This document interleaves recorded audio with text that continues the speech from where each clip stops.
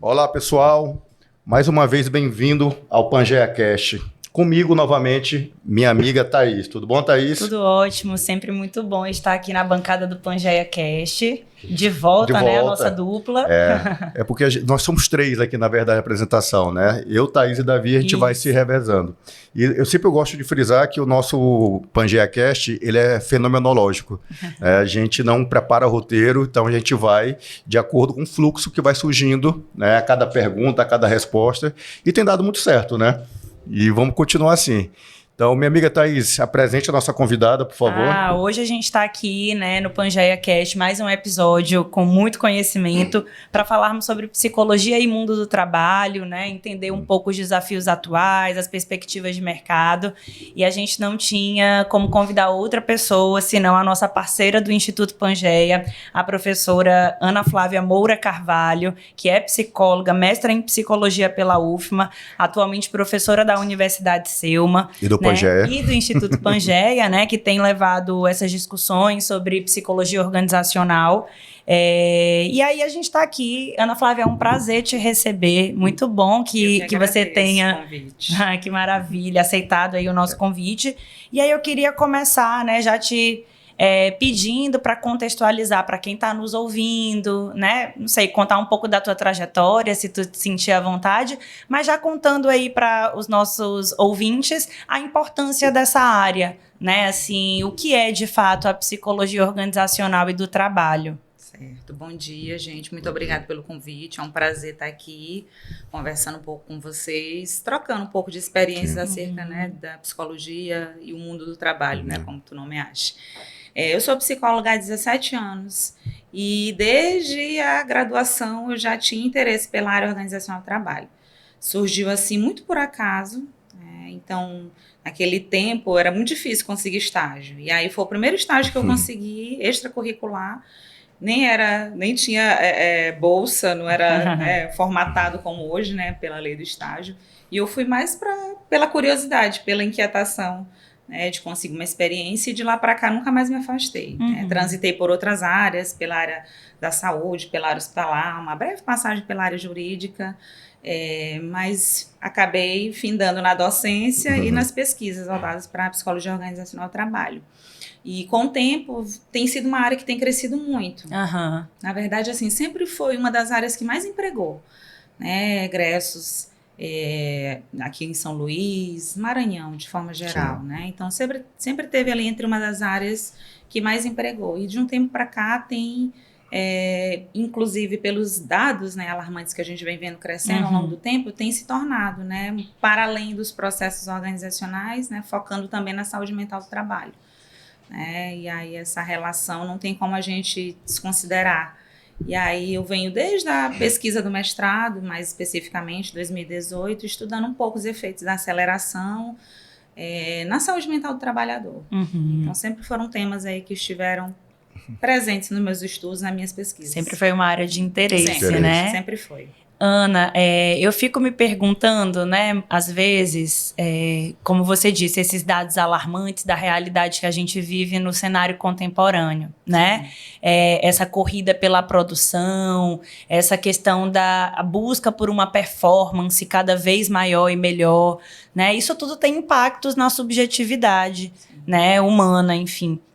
E aí eu fico pensando como que as empresas, as organizações e o psicólogo inserido nesses contextos, ele pode ser um facilitador desses processos de cuidado da saúde mental, né? Por exemplo, nesses tempos tão difíceis que a gente tem vivido, né? O que é possível, né, para um psicólogo organizacional? Como promover saúde nesse contexto? Olha, eu penso em duas frentes principais. Primeiro, os processos organizacionais para os quais a gente muitas das vezes convocado, né, para atuar dentro das empresas, e às vezes não é pela perspectiva específica da saúde mental, mas é pelos processos organizacionais, pela gestão de pessoas, e eu penso que ainda assim há muita possibilidade, né, então quando você, por exemplo, auxilia os contratantes, né, os empresários a traçar perfis mais realistas, né, então às vezes tem aquelas demandas ou aquelas descrições de cargo que são assim, querem né, uma pessoa perfeita, por exemplo, né? Que já chegue Um pronta. profissional pronto, né, que venha, né, agregar, contribuir, claro, né, é importante, né, mas, por exemplo, esses passos, né, no sentido de propor, né, necessidades, solicitações de profissionais, de maneira geral, que sejam mais realistas, né, solicitando ou demandando competências que sejam mais possíveis, né, de serem encontradas no mercado ou que possam ser desenvolvidas, né, ao longo do tempo. Questões também do próprio desenvolvimento desse trabalhador, né, então quando um trabalhador ele percebe que a empresa investe, né, de alguma forma ali no desenvolvimento do seu potencial, das suas competências, isso também gera uma satisfação, uma motivação, inclusive o interesse de fazer com que esse candidato, esse agora funcionário, queira permanecer na empresa. Então, acho que em vários processos organizacionais a gente pode e deve, né, ter o nosso olhar que é diferenciado, né, que é olhar para o humano dentro dos processos. E penso também nas questões específicas de qualidade de vida no trabalho, por exemplo, né? Então, boa parte das empresas tem ações, né, específicas, às vezes pontuais, algumas outras têm programas estabelecidos de qualidade de vida no trabalho. De uma forma ou de outra, é sempre importante ter, né, esse olhar para proporcionar, né, para além das cobranças e das demandas e das necessidades, da aceleração cotidiana, né, um olhar para esse trabalhador, seja conferindo a ele algum momento de repouso ou de incentivo a práticas esportivas, laborais, ou até mesmo cuidado com a saúde mental, através de programas específicos que as empresas podem, de alguma forma, né, viabilizar ou facilitar o acesso. Não, excelente. Quando a gente fala em cultura, né, cada empresa tem uma cultura específica, né? E algumas empresas, essa cultura já leva esse adoecimento. Sim. E é muito mais difícil você conseguir trabalhar, modificar uma cultura. Eu acho que os empresários têm muita resistência a isso, né? Esse jeito de tocar a empresa, vamos dizer assim. Como que o psicólogo pode ajudar nesse processo de transformação de uma empresa? Porque é transformação, na verdade, né? Assim, tem uma parte, né, dentro dos processos organizacionais que o psicólogo ele pode atuar no diagnóstico da cultura. Então, seja para estabelecer uma cultura, né, enquanto uma política, quando ela não é formalizada, porque a cultura sempre existe, dentro de uma empresa. Às vezes ela só não é formalizada enquanto política. No sentido de entender que cultura é essa, quais são os valores, né, qual a forma de gerir o negócio, como trata o cliente interno, que é o próprio funcionário, ou como vai fazer o negócio, o contato com esse cliente, né, externo, né, que vai consumir esse serviço ou produto. E o psicólogo ele pode ajudar nesse sentido de fazer esse diagnóstico, para compreender se a cultura que está ali instaurada é uma cultura saudável. Né? Se tem uma boa comunicação, por exemplo, né, entre os pares ou entre os líderes e os liderados. Estabelecer valores, né, que norteiem essas relações de maneira geral. E nesse sentido, além do diagnóstico da própria cultura, entender como ela se estabelece, é importante também entender como que o funcionário, né, o trabalhador, ele percebe essa cultura através, por exemplo, da análise do clima organizacional. Né? Então, uma coisa está ligada à outra, né? Então, o clima vai refletir a cultura, né? Até para entender como é que essas relações se dão, se são relações que beiram assédio ou não, né? Se a pressão exercida é uma pressão exagerada, né? Como é que está a saúde mental desse trabalhador, né? Ouvir ele no que diz respeito a essas relações todas que acabam se estabelecendo na empresa. Então, a gente tem, né, meios de fazer essa análise, né, da cultura e fazer os devidos ajustes, né? Mas, como tu bem disseste, é algo que é difícil. Né? Então, a gente precisa ter ali, né, um manejo, uma forma de lidar com, né, o empresariado, no sentido de torná-los mais sensíveis, né, a essa demanda de olhar para o trabalhador dentro, né, de um contexto onde a empresa roda e funciona porque ele existe. Nesse caso específico, eu acho muito mais fácil você conseguir realmente ter uma liberdade de atuação para poder, quando você vai analisar uma cultura da empresa, você vai pegar em temas sensíveis, né, para o próprio empresário. Então, no formato de consultoria, eu acho que você tem mais liberdade de que como se fosse empregado da empresa. Sem dúvida. Quando a gente está na função de ser empregado da empresa, fica numa posição mais delicada. Eu até costumo dizer para os meus alunos que o lugar do psicólogo organizacional do trabalho, quando ele é funcionário da empresa, é meio ingrato. Porque a gente fica ali naquele papel de mediar. né? Então, a gente tem que atender as demandas, né, e manejar a necessidade do empregador, mas a gente não pode deixar, né, de olhar para o outro lado, né, que é o trabalhador. E a gente, como psicólogo, tem um compromisso, né, com olhar para o sujeito. Né? Então, eu costumo dizer que é um lugar meio ingrato, né? Tá nesse manejo aí entre uma coisa e outra, mas é possível. Eu tive uma excelente professora que ela dizia que a gente atua nas brechas, né? E é verdade. Eu penso que a gente vai, né, tendo esse olhar atento, buscando, né, espaços. Com jeitinho. Exato, tem que ter manejo. Tem que ter manejo. De alguma forma você já, né, respondeu a pergunta que eu ia fazer, que é sobre a importância de ser um profissional de psicologia nesse contexto, né? Porque as habilidades que o profissional de psicologia traz consigo, né, habilidades técnicas, né, a teoria também, né, que a ciência psicológica nos dá, nos capacita de alguma forma a ter esse olhar aí, que é o olhar para a relação que se estabelece, né? Sim. E aí eu queria então te ouvir, já que, né, você já explanou muitíssimo bem, eu queria te ouvir um pouco sobre as nossas estratégias, assim. Que você pensa, por exemplo, sobre a avaliação psicológica nesse contexto, né? Como utilizar, né? Se caberia aí a questão da utilização dos testes psicológicos, né? Para a gente entender um pouco como lançar mão desses recursos que são tão caros para a gente, né? Sim. Eu posso complementar? Aproveitando já 2 perguntas em uma. E falar também sobre a importância de uma formação específica na área, né? Ou uma própria formação, uma pós-graduação. Sim. A avaliação psicológica, eu sou uma grande defensora, né? Eu acho que por exemplo, dentro das empresas, né, na atuação, né, dentro das organizações, é algo que marca, né, a nossa atuação enquanto psicólogos, né, nos diferenciando de outros profissionais, né, que atuam, né, inclusive fazendo os mesmos processos que nós. Né? Então, volta e meia, às vezes eles querem tirar a gente de lá e a gente permanece.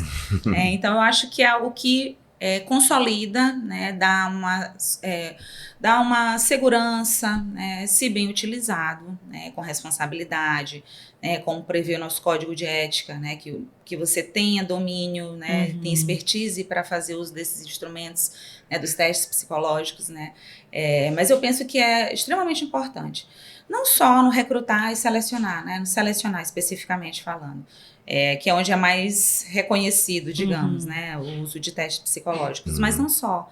A gente pode usar no diagnóstico organizacional, como eu falei, a gente pode usar na pesquisa de clima, a gente pode usar para avaliar a saúde mental do trabalhador, a gente tem excelentes instrumentos, né, que nos auxiliam nesse sentido de fazer ali, né, traçar um perfil de como esse trabalhador está vulnerável ao estresse, se ele está ali com alguma sintomatologia, né, através de aplicação de escala de burnout que a gente já tem.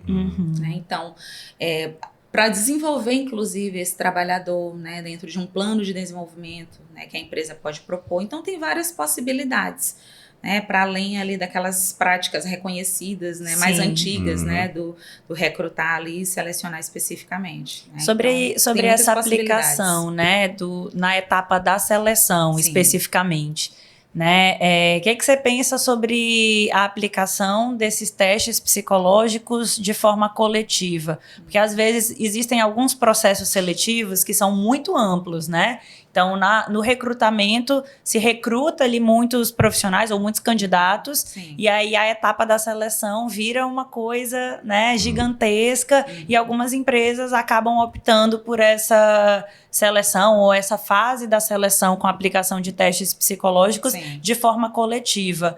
Né? Tem algum prejuízo ou, né, é uma possibilidade real, de fato? Sim, inclusive, há muito tempo é feito mesmo assim, né, de forma coletiva, porque a gente tem instrumentos que a gente pode aplicar, né, de forma coletiva.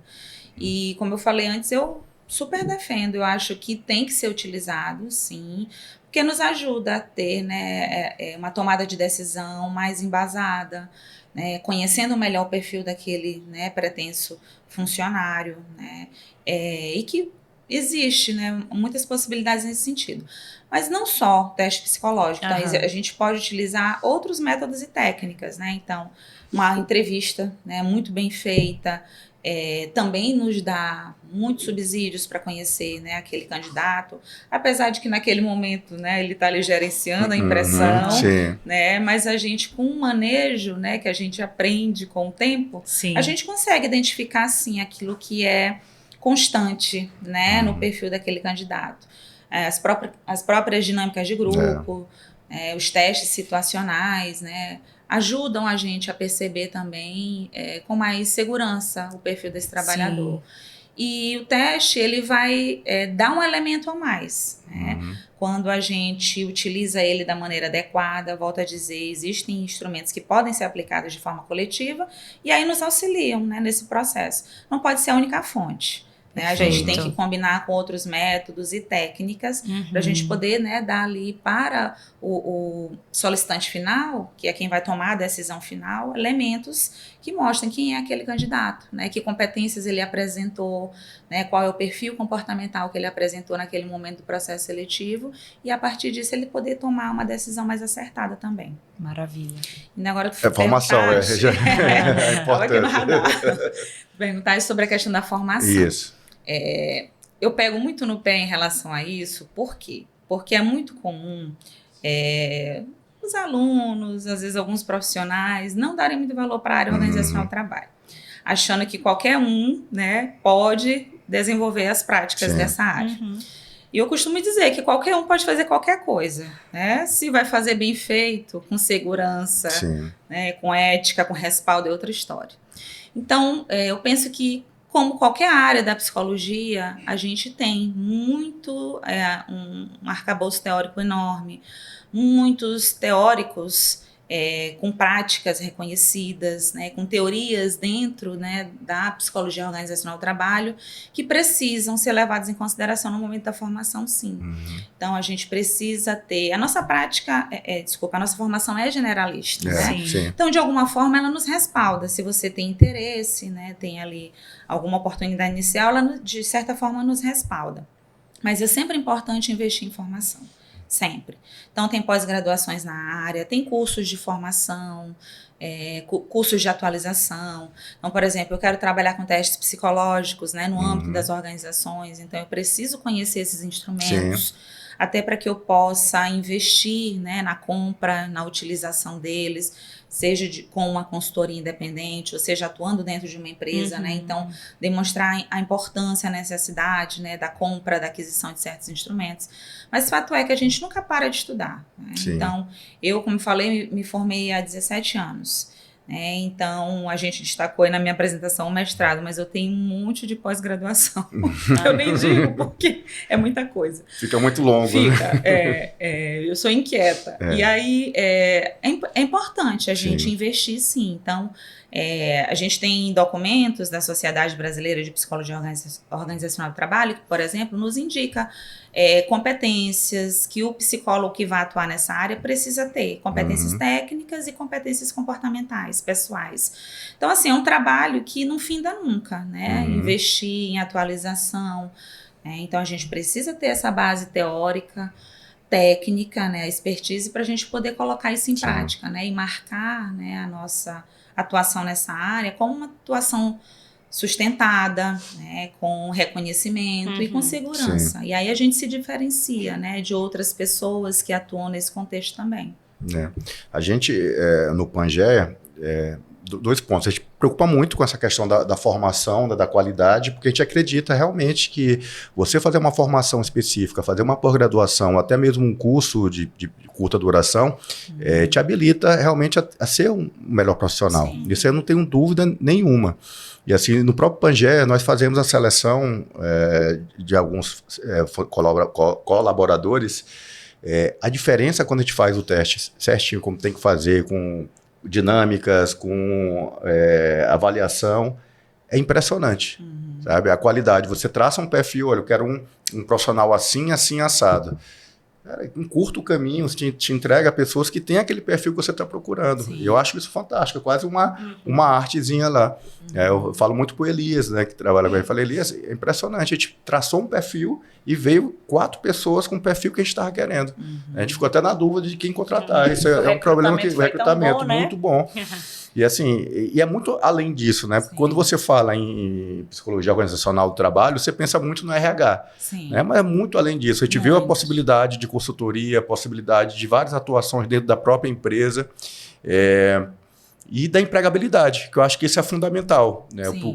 Para quem tá na academia, quem está na faculdade, isso é um ponto, como você falou, é uma porta, eu acho que junto com a psicologia hospitalar são as duas grandes entradas que o psicólogo tem, né? Então você percebe hoje em dia o mercado de trabalho muito favorável a quem tem formação em psicologia organizacional do trabalho?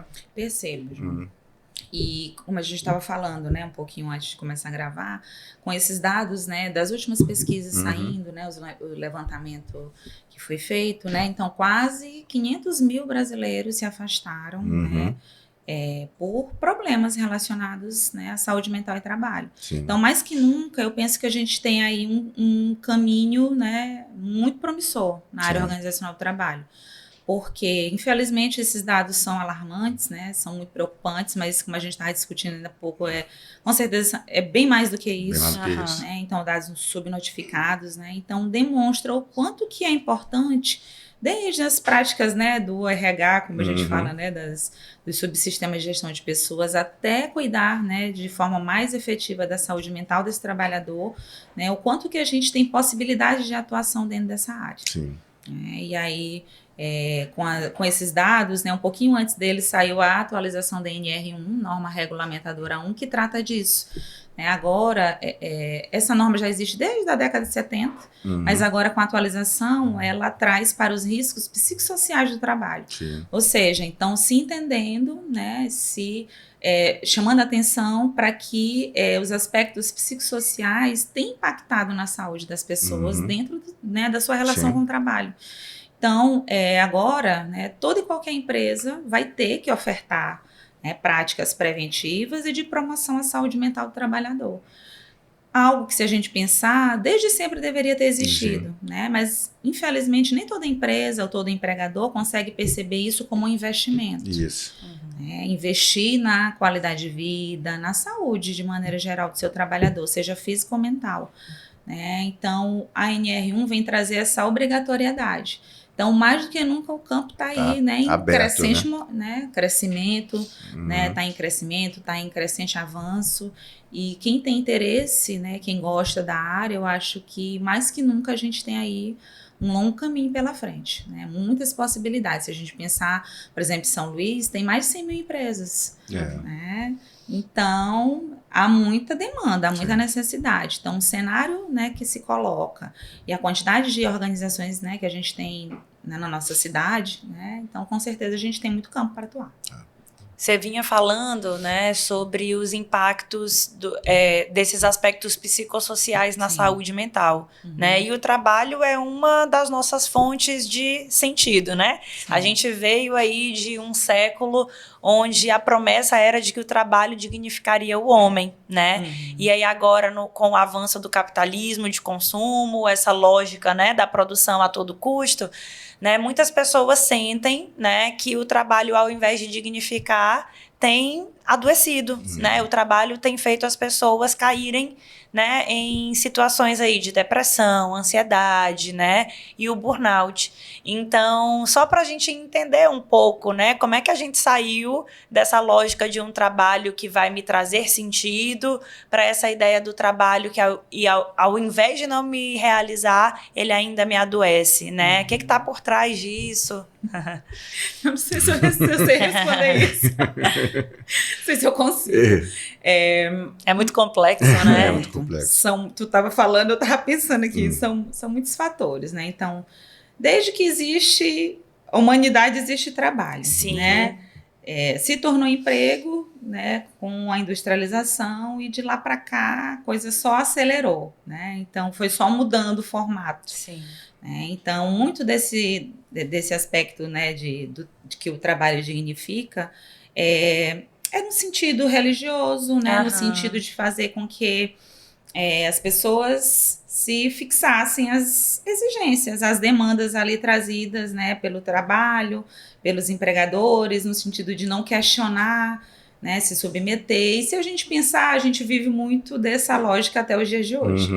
Né? Então, a gente consome, né, de forma desenfreada, inclusive, e a gente precisa trabalhar para poder, né, sustentar esse consumo nas mais diversas frentes. Fora né? essa ideia social também, né, de que a pessoa é desempregada, né, tem um certo afastamento da sociedade, assim, né, relegada a um outro lugar, né, então, como é mal visto hoje, né, um profissional que não está inserido no mercado de trabalho, né? Isso. Essas cobranças, essa aceleração, né, essa necessidade de que a gente esteja produtivo o tempo todo, né, associado com as cobranças sociais, com as mídias, né, com as redes sociais de maneira geral, onde está todo mundo o tempo todo ocupado.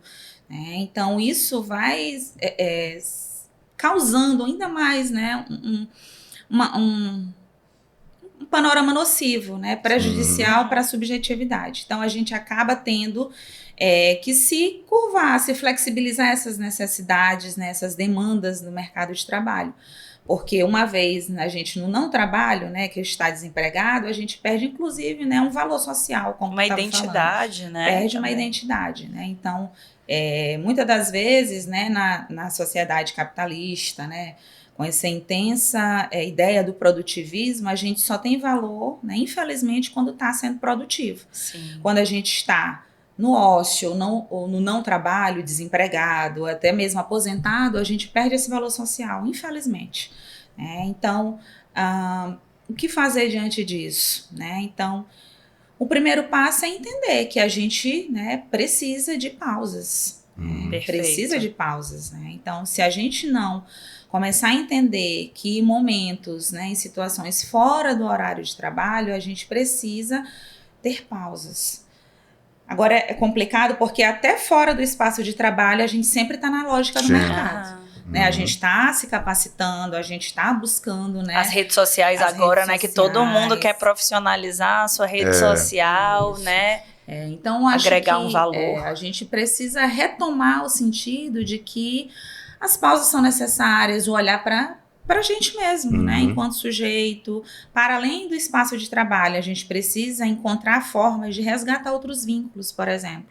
É muito comum quando a gente começa a trabalhar, a gente se envolve tanto naquela atividade que a gente esquece, né, das amizades fora do ambiente de trabalho, ou até mesmo da família, né? A gente acaba se afastando, às vezes reuniões de família, nunca mais a gente vai. Cadê fulano? Tá trabalhando, né? É uma lógica, né, do mercado. Então, se a gente não começar a perceber que é necessário, né, fazer uma manutenção da nossa qualidade de vida, e os empregadores, em contrapartida, também não encontrarem formas, né, de favorecer essa qualidade de vida no trabalho, a gente caminha para um cenário bem pior, né, do que a gente já tem. Então, é algo muito complexo. A gente, né, falou da questão da ética religiosa no início do trabalho, principalmente americana, né, que você tem que trabalhar, submeter e não reclamar. Sim. Então, hoje perdura até hoje esse tipo, essa tocada, vamos dizer assim. E eu observo muito, eu tenho 50 anos, então sou de uma geração, vamos lá, que começou a tecnologia quando já tinha 20, 22 anos. Então, é limítrofe ali, né, de transição. Se costuma falar de uma crise geracional também, dizendo que essa geração, que as gerações de 40 anos para baixo, elas têm uma fragilidade maior. Mas eu acho que, em contrapartida, em contraponto, a gente vive, na verdade, numa sociedade totalmente diferente de que era 30 anos atrás, que é uma máquina de adoecimento. O Bauman falava, né, modernidade líquida, que é uma modernidade que é um trem descarrilhado, né? Tudo é muito rápido, é efêmero, nada é muito sólido. E olha o que isso causa, né, na saúde mental das pessoas. Então, assim, eu acho que atribuir a geração, né, essa geração é mais fraca, por isso que está tendo mais casos de depressão e ansiedade. Não é bem por aí. Na verdade, eu acho que essa tônica da nossa sociedade atual é que está adoecendo todo mundo. Essa velocidade, essa aceleração, né, esse medo. Eu concordo. Então, assim, quando a gente vê esses levantamentos, a gente substancialmente vê lá os millennials, né? Somos nós. Eu já sou X. Então, assim, boa parte das vezes, por quê? Porque a gente tinha uma outra relação com o trabalho. Sim. Né? Então, mais pautada nessa ética da cobrança, né? Do sustento da família como um todo. Né? Então, de não ter muito espaço na vida para além do trabalho. Essas gerações mais novas, né? Eles já têm uma outra pegada com o trabalho. Perfeito. Eles têm um outro olhar. Pausas, eles acham a pausa até às vezes de 1 ano, né? Necessária para poder, para rigidez mental. Geralmente tem um perfil mais empreendedor também, assim, eu tenho percebido, né? Eu trabalho com orientação profissional e aí eu tenho percebido muito nessa geração mais jovem, né? Uma visão bem mais empreendedora do que eu vejo, por exemplo, na geração millennial, né, que é a minha. Né? Então, essa ideia dos millennials, né, de eu preciso trabalhar, ser contratada, né, esse fetiche na carteira assinada, Ter ali uma né, relação formal, segurança, estabilidade. Parece que um traço, né, psicológico dessa nova geração é essa ideia mesmo do desafio, né, de se aventurar e do empreender. São bem mais criativos nesse sentido de se permitirem conhecer, né, outras possibilidades. Mais corajosos, né? também, de não ter rede de proteção, né, de pular sem rede de proteção. Também. Sem dúvida, né, se forma aí uma nova relação com o ato do trabalho, que não necessariamente precisa, né, na visão, né, mais atual, né, dessa relação de formalidade com o trabalho, né, de ter aquela rotina, né, de bater o ponto, né, como a gente, né, de outras gerações percebíamos e percebemos, né, na verdade. E aí, às vezes, os alunos me perguntam, professora, e qual é a correta, qual é a melhor? Eu acho que não existe, gente, dizer que uma é melhor que a outra. Sim. Eu acho que essas gerações mais atuais mostram, inclusive para nós, uma outra forma, né? Que eu acho que a gente precisa levar em consideração, sim. Né? Eu me preocupo porque quem é que vai ter, né, os empregos formais? Né? Então, é uma preocupação, né? Mas, ao mesmo tempo, eu acho que vai exigir também do empresariado novas formas de ofertar trabalho. Sim.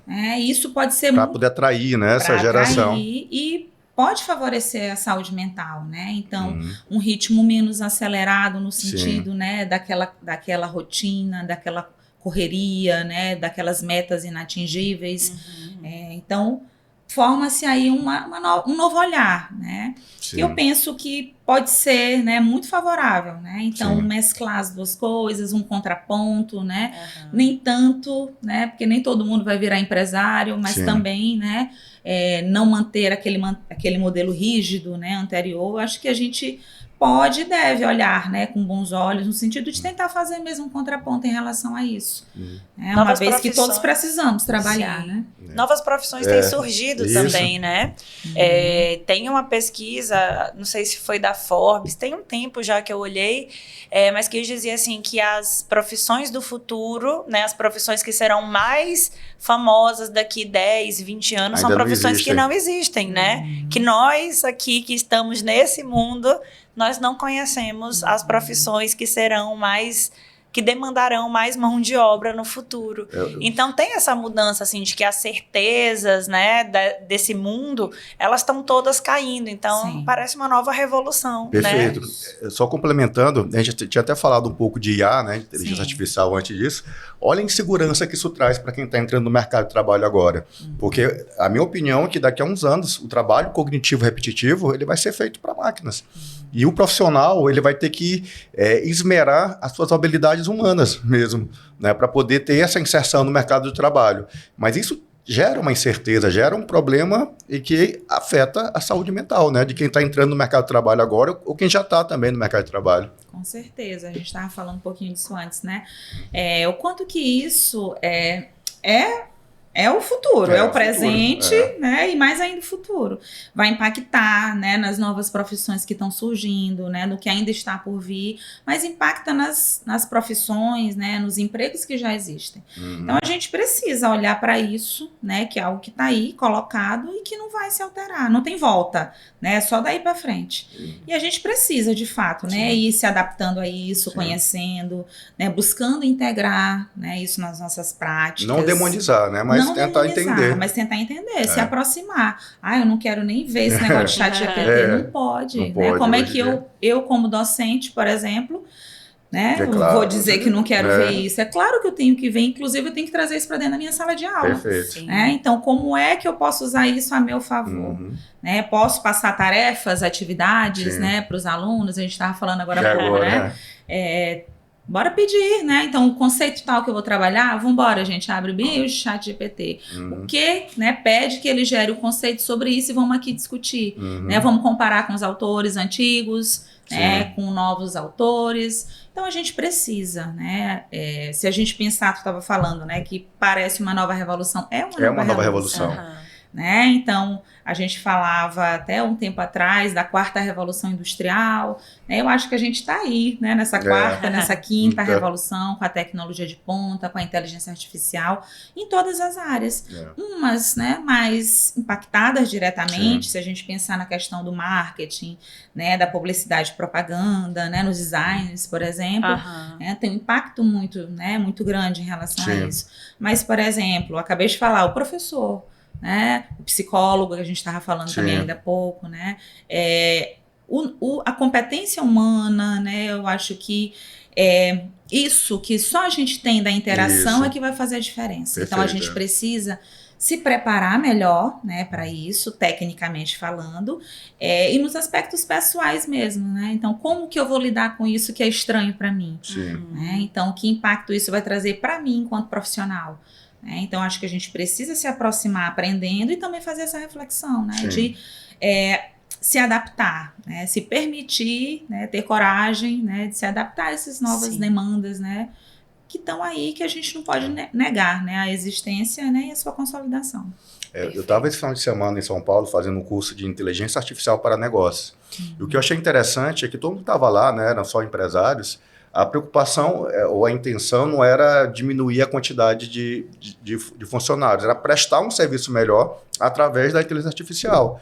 Então, quem vai dominar a inteligência artificial e essas habilidades humanas, eu acho que o mercado ele consegue absorver tranquilamente. Mas a minha pergunta não é nem isso, era só uma complementação. Eu queria falar um pouco de assédio moral. Né? Eu tenho um amigo que é empresário, que eu não vou citar o nome dele, nem a idade, né? É um pouco mais velho do que eu. E ele chegou, pô, João, agora tudo é assédio moral, cara. Eu não posso fazer mais nada que assédio moral. Aí eu falei, mas o que tu estava fazendo? Por exemplo, mandar um WhatsApp 9 da noite. Então eram práticas que ele percebia e tentou colocar como uma fraqueza geracional, de novo, voltando àquele ali, e não como um efetivo assédio moral. Né? Então, assim, eu acho que as pessoas têm que se conscientizar do que é realmente, o que pode ser feito. E você pontuou uma coisa muito interessante. Essa geração de trabalhadores agora não aceita mais como a gente aceitava antigamente, como se fosse uma vocação, tem que fazer isso, não posso reclamar. Eles reclamam, ele fala, não está bom, não está legal, e isso assusta o empresário que não está acostumado com isso, que foi formatado numa lógica totalmente diferente. Com certeza. Acho que o primeiro ponto é tornar, né, isso um conhecimento mesmo, né? Por exemplo, eu, quando comecei a estudar, né, mais especificamente trabalho, é que eu fui perceber que eu já fui vítima de assédio moral muitas vezes. Nem sabia. Né? E nem sabia. Por quê? Porque eu não sabia o que era isso mesmo. Né? Então, acho que com o circular da informação, né, hoje a gente vê falar bastante de assédio moral dentro das empresas, inclusive, né, vai inibindo que essas práticas elas perdurem, né, ou que elas existam, né, dentro das relações. E o que é esse assédio moral? É uma conduta, né, que é repetitiva, prolongada, que tem o intuito, às vezes, de subjugar, de minimizar ou de controlar, né, coercitivamente o trabalhador. E aí tem vários tipos, né? Tem do do superior para o inferior, tem aqueles que estão no mesmo nível. Fato é que essa conduta, né, repetitiva, prolongada, ela vai prejudicando as relações dentro das organizações. E o trabalhador, ele vai adoecendo, né? Ele vai, muitas das vezes, ficando ansioso, né? Vai ficando amedrontado, né, nessa relação. E aqueles trabalhos mais tradicionais, como a gente estava falando antes, era muito pautado nisso, né, na questão do assédio. Não se nomeava assim, mas era. Então, em nome de manter aquele trabalho, o trabalhador, ele, né, se dobrava. Hoje em dia, isso, né, pelo circular da informação, já não é mais aceito, né? Então, muito se fala hoje, se conhece do que é o assédio. E essas práticas, elas não são mais aceitas, não são mais possíveis, né? Por quê? Porque isso torna o ambiente como um todo, né? Como essa geração mais nova gosta de falar, inclusive meus filhos falam, tóxico, né? Então, tudo é tóxico. Então, vai gerando mesmo esse ambiente de trabalho tóxico no aspecto relacional. Então, já tem o pesar, né? Da atividade que a gente tem que fazer, da rotina, da correria, né? Dos prazos. Isso, por si só, já é um peso grande. Então, associado a um ambiente relacional, né, tóxico, como a gente estava falando, torna tudo ainda pior, né? E isso adoece. E adoece bastante. Só para complementar, já que a gente estava falando, nesse ponto do assédio moral, eu acho muito, você falou em formação, né? O compliance, ou o código de conduta que cada empresa tem, né? Eu fui incumbido de fazer isso na procuradoria, por exemplo, e a gente percebe como as pessoas não têm noção se um comportamento é abusivo ou não. Como existe essa variedade de comportamentos de dúvida, se você tem um código de conduta dizendo, gente, você não pode mandar um WhatsApp 9 horas da noite para cobrar nada. Então, esse tipo de esclarecimento, né, a empresa, eu acho que estão procurando agora mais o compliance, justamente para poder identificar e poder nortear as pessoas para saber o que é ou não é assédio moral. Exato. E aí, quando você fala disso, das normas, né, da forma, né, de gerir ali as relações, isso é muito importante, porque faz parte da cultura. Então, quando a empresa ela tem, né, esse norte, e dentro, né, da sua estruturação, existem canais, por exemplo, né, para o trabalhador, ouvidorias, né? Expressar algo que o desagrada, ou que ele entende que ali é um assédio, né, isso vai ainda mais trazendo uma segurança nesse ambiente, né? Então, o empregador, né, as chefias passam a ter mais cuidado com as suas ações e o trabalhador, de certa forma, também se sente mais seguro, né? E aí, quando isso, né, tá ali posto, o ambiente ele vai melhorando, né? Então eu não posso, né, mais fazer isso. Posso não concordar, mas eu não posso fazer mais isso. Não posso fazer mais isso. Por quê? Porque tem ali algo que norteia as relações. Isso. E é importante para os dois lados, né? Não só aí, né, para regular um pouco mais a forma de demandar ou de exigir que o trabalho seja feito, mas que também eu, que sou trabalhadora, saiba até onde eu posso ir, o que eu posso fazer, né? O que está ali dentro do correto, da minha forma de agir dentro dessa organização e na relação com os colegas. Então, acho que todo esse trabalho, né, de compliance, de ouvidorias, isso vai trazendo uma segurança para ambos os lados, né, e vai ali fazendo a manutenção de que o ambiente ele fique mais agradável, né, mais fácil de conviver, né, entre as tantas diferenças, né, das pessoas que estão ali, né, nesse ambiente. Essas seriam algumas das... A gente foi falando aqui algumas das estratégias, né, que o psicólogo organizacional, né, pode ter aí como recurso para fazer esse trabalho psicoprofilático mesmo, né, de cuidando, de protegendo, né, a saúde mental. Mas aí, ao longo da conversa também apareceram alguns, né, termos, né, para a gente falar sobre quando essa saúde mental ela é afetada, inclusive burnout, que hoje a gente tem discutido muito, né, assim, a gente tem ouvido falar muito. E aí algumas pessoas, elas identificam que estão, né, num quadro de burnout, síndrome de burnout, mas não necessariamente passaram por um processo de avaliação, não foram diagnosticadas. Então, assim, só para quem está ouvindo a gente, para a gente poder marcar, né, qual é a diferença, porque na síndrome de burnout há sintomas que são muito parecidos, né, com a depressão, a ansiedade, né, mas o burnout, ele é uma doença associada ao trabalho mesmo, né, foi definida dessa forma. Então, só para a gente marcar essa diferença. O burnout, ele só existe na relação com o trabalho, né? Então, é reconhecido como uma doença ocupacional. E aí, uma doença mental relacionada ao trabalho. E aí tem características próprias, né? Então, é um esgotamento, né, que se coloca, uma despersonalização, ou seja, a pessoa ela vai perdendo quem ela era, né? Então, por exemplo, se era alguém que tinha uma boa relação comunicativa, altamente, né, produtiva, tinha motivação para o trabalho, ela perde essa característica. Deixa Né? de ser quem ela é, né? Porque o termo em si, burnout, a pessoa vai queimando, né? Queimando, ela vai se esgotando suas energias. E é exatamente isso que vai acontecendo. Essa exaustão, ela perde quem ela é, né? Ela vai perdendo essas características que lhe marcavam enquanto, né, pessoa, e uma diminuição com o envolvimento, né, com aquilo que ela faz. Então, ela deixa de ter interesse, né? Ela fica desmotivada para fazer coisas que antes ela era altamente motivada. Então, essas aí são as 3 características, né, que estão em torno, né, do que a gente conceitua como burnout. E aí a estratégia de cuidado é realmente o afastamento do trabalho. Muitas das vezes é necessário mesmo esse afastamento. Por quê? Porque se é pela relação com o trabalho, então não tem outra forma a não ser se afastando, né? Então, mudando hábitos de vida, por exemplo.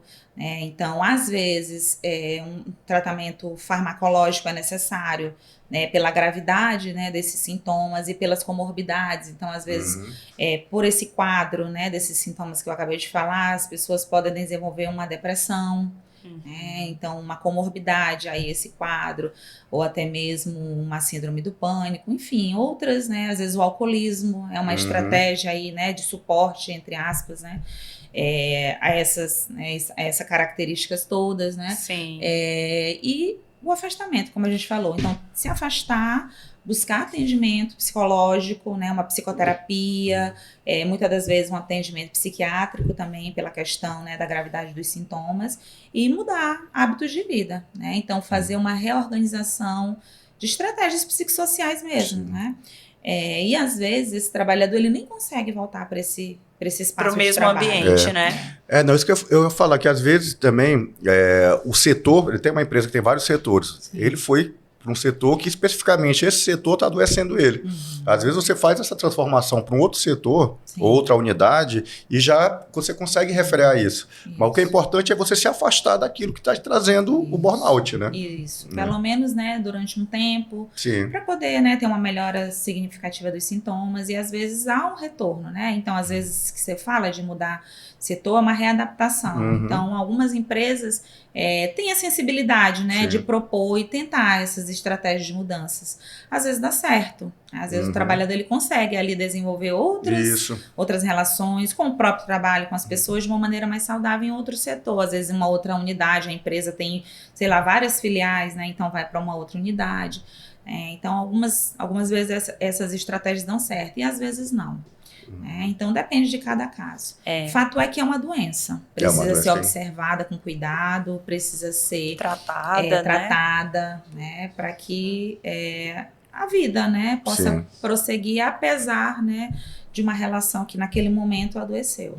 E às vezes isso vem muito da realidade, né? Assim, a gente viu agora uma discussão, inclusive no âmbito político, né, da questão da redução da jornada de trabalho, das 44 horas semanais, né? Que são manifestações aí dessa busca por uma produtividade de uma forma encegueirada, né? E que realmente é um potencial adoecedor aí para o trabalhador. Porque uma pessoa que trabalha 44 horas por semana, nessa escala, né, 7 dias trabalhando e 1 de descanso, é muito favorável a esse cenário de uma despersonalização, né? Da pessoa esquecer de quem ela é, porque ela não tem mais a possibilidade de se nutrir dessas relações fora do trabalho, né?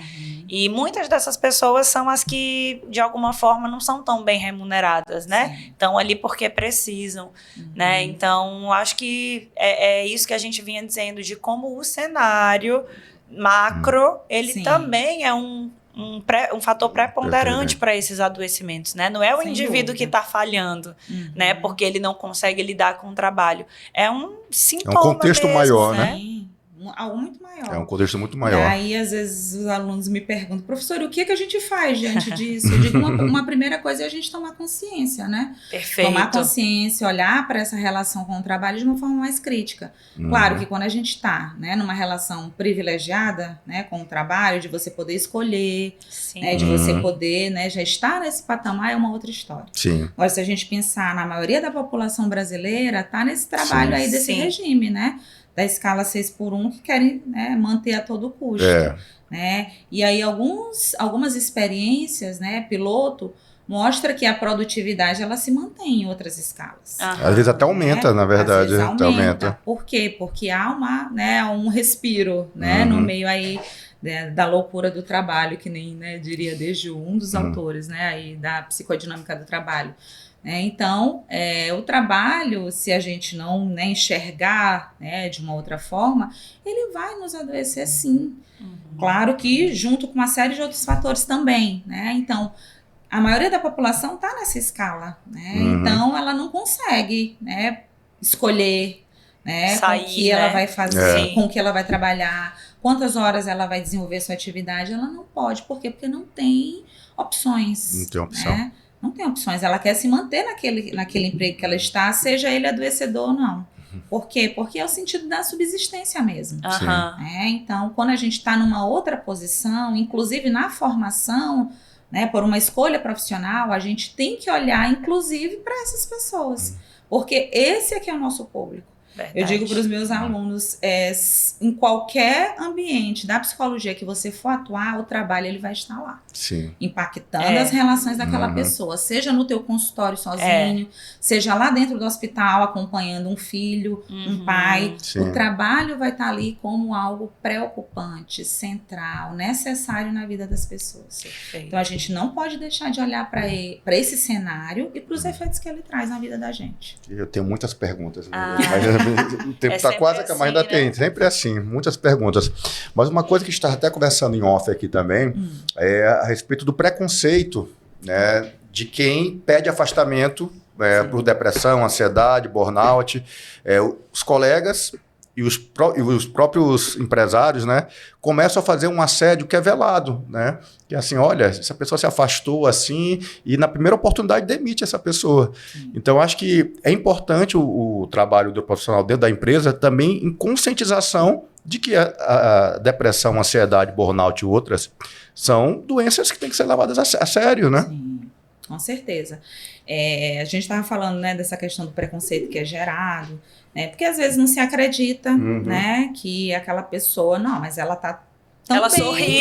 Ela tá tão bem, né, eu vi outro dia ela no shopping, vi ela na praia, né, então a gente tem que quebrar esse estigma de que só tem um tipo de depressão, só existe uma forma de manifestação. Aquele que você fica na cama, que não consegue sair. Pronto, exatamente. Então tem várias formas de manifestação. Né? Tem aquelas que são mais incapacitantes, né? E tem aquelas que são menos, né? Mas não por isso deixa de ser um quadro ali, né? Quando diagnosticado, né? De maneira séria. E isso cria, sim, né? Então, às vezes, os colegas de trabalho, né, cobram, mas fulano tá afastado, e eu vi outro dia ele não sei aonde, ou então o próprio empregador, como tu falas, né, que às vezes no retorno só passa ali o período de estabilidade, né, e na primeira oportunidade, né? Então, a gente precisa olhar de uma outra forma, né, para isso. Então, eu penso que pesquisas como essas que saíram, né, então a necessidade de se entender melhor esses processos vai ajudando a desmistificar um pouco essas questões. Claro que tem, né, pessoas e pessoas, a gente também comentou sobre isso. Então, que tem gente que aproveita. Tem gente que às vezes, né, se aproveita e tal, e acaba, né, utilizando isso como um artifício aí para ter. Minoria, né? Mas é muito menos, né? Então, por quê? Porque pela questão mesmo, né, do sustento financeiro. Então, geralmente, quando uma pessoa acaba se afastando, né, para tratamento de saúde, né, e sobretudo de saúde mental, ela vai receber um benefício, né, e isso é muito menor do que o seu salário, né, então, na maioria esmagadora das vezes, quando acontece isso, de fato, a pessoa ela está num estado de sofrimento, né, então, as empresas precisam enxergar, né, o cuidado com a saúde mental, igual como a gente tem com a saúde física. Né? Então, por exemplo, tem muitas normas que regulam, né, os aspectos ergonômicos, né, o cuidado com os equipamentos de proteção, né? Então, às vezes, marca os locais perigosos e tal. E agora a gente vai ter que entender que as relações de trabalho, elas também trazem esses riscos para a saúde mental. Né? Então, o que é que no trabalho X tem de risco? É a sobrecarga, a pressão, né? É a rotina exaustiva. O que é que a empresa vai fazer para mitigar esses riscos psicossociais? Trabalhar preventivamente é uma opção. Geralmente é sempre melhor, né? Prevenir. Exato. Ou então promover. Então a gente já tem um ambiente aqui instalado que é adoecedor, né? Então muitas pessoas estão se afastando. É um dado. Né? Então, para a gente poder analisar esse espaço e poder ofertar aquilo que de melhor para a empresa. Não é para o empregador, não é para o trabalhador, é para a empresa. Porque se beneficia, né? Exato. Se o trabalhador está saudável e satisfeito. É muito mais produtivo. Trabalha melhor, mais motivado, mais Todos satisfeito. ganham. Todos ganham. Então, é um investimento prevenir, né? E as campanhas internas mesmo, né? Para tratar temáticas, né, dessa natureza, para que as pessoas entendam que hoje é fulano, amanhã pode ser eu. Né? E que seja importante marcar que não só naquelas datas coloridas do calendário, né? Porque todo tem dia empresa, saúde mental. né, que tem uma política extremamente aversiva, né, no sentido da saúde mental, caminha, parece que na contramão dessa promoção de saúde mental, mas em janeiro, né, faz o janeiro branco e em setembro o amarelo com chocolate, né? E todos os outros 10 meses, né? Então a gente precisa, sim, ter campanhas contínuas, né? Então tem lá um programa contínuo de atenção à saúde mental do trabalhador, um programa contínuo de qualidade de vida no trabalho. E às vezes, financeiramente, isso nem é tão elevado assim, como às vezes as empresas pensam que é esse custo exorbitante. Na boa parte das vezes nem é. Né? Como eu volto a dizer, não é um custo, é um investimento. Então isso volta para a empresa em números, inclusive. Né? Então, mais motivação, mais satisfação, mais trabalho. E até a repercussão, né, da imagem dessa empresa, né, para o mercado, né, para o cliente externo, né? Exatamente. Então, antes da atualização da NR1, saiu o certificado da empresa promotora de saúde mental. Esqueci agora o número da lei. Mas é exatamente isso. Alguns pré-requisitos que as empresas precisam atender, um deles, por exemplo, programa de atenção à saúde e bem-estar do trabalhador, para que ela possa receber esse selo, né, de empresa promotora de saúde mental. Isso é um marketing, né? Em tempos de mídias, de redes sociais, isso é um marketing muito positivo para a empresa. Poxa, essa empresa, ela, né, investe nisso, na saúde mental desse trabalhador. Eu quero ir trabalhar nessa empresa, ou eu quero permanecer nessa empresa. Né? Então, isso mostra um outro olhar, né, em relação ao mercado. Né? Então, volta-se um olhar diferente para uma empresa que promove a saúde mental do seu trabalhador. Né? Então, é muito importante, e é mais do que importante, é necessário. Eu acho que a gente está aí com a urgência de que, né, essas boas práticas sejam tomadas. Né? Então, assim como outrora boas práticas, né, na saúde física foram regulamentadas, agora né, a gente mais do que nunca precisa, né, atentar e atender a essas demandas e essas exigências. Que conversa boa. Bom demais. Infelizmente... é o momento que eu não gosto. É o momento que a gente tem que encerrar. Assim, foi muito bom, muito esclarecedor. Acho que fluiu, né, de uma maneira muito bacana. A gente vai franquear o microfone para dizer as últimas considerações, já te agradecendo pela... Eu sei que é uma profissional muito, sabe, tem muito compromisso, e você abrir um tempo na agenda para poder falar com a gente é uma coisa maravilhosa. Então, eu te agradeço muito, agradeço a minha amiga Thaís mais uma vez. Eu agradeço, também quero te agradecer, Ana, foi muito bom. E aí a gente vai agora passar para ti, assim, se quiser divulgar alguma coisa, um curso, rede social, qualquer coisa, né, ou deixar uma palavra final, o microfone é todo teu. Eu também agradeço o convite, ficar o tempo todo acompanhando, digo, uma hora eu vou estar lá. Claro. E aí eu agradeço muito o convite, né, sempre um prazer falar, né, daquilo que tem sido aí né, minhas leituras, meus estudos, minhas práticas enquanto docente. Fico muito feliz, né, de está, né, no Pangeia também trabalhando com essas temáticas, né? A gente teve, né, aí algumas atividades voltadas para isso dentro do Pangeia, e a gente está com alguns projetos também, Sim. né? Então, a gente está com uma série de temas que a gente vai trabalhar como curso de extensão. Isso. Também alguns temas que a gente vai trabalhar dentro da avaliação psicológica, né, voltando também para os aspectos laborais e para outras, né, demandas aí de saúde mental de maneira geral, além das disciplinas que a gente, né, vai ministrando aí, formando outras pessoas, né? Então, para mim é um prazer enorme, né, ter podido conversar com vocês, trocando essas experiências nesse bate-papo tranquilo, que estava mais nervosa. Mas me colocando à disposição mesmo, né? Então, para quem quiser ter mais informações, né, ingressar, inclusive, aí nos cursos que a gente está ofertando, né? Então, seja, né, pelo Pangeia ou até mesmo na formação em nível superior, né, nas pesquisas, eu estou aí à disposição. É sempre um enorme prazer. Agradeço mais uma vez o convite. Obrigada. Obrigado, professora. Maravilhoso. Muito bom. Tchau, tchau. Até logo. Até a próxima. Até a próxima.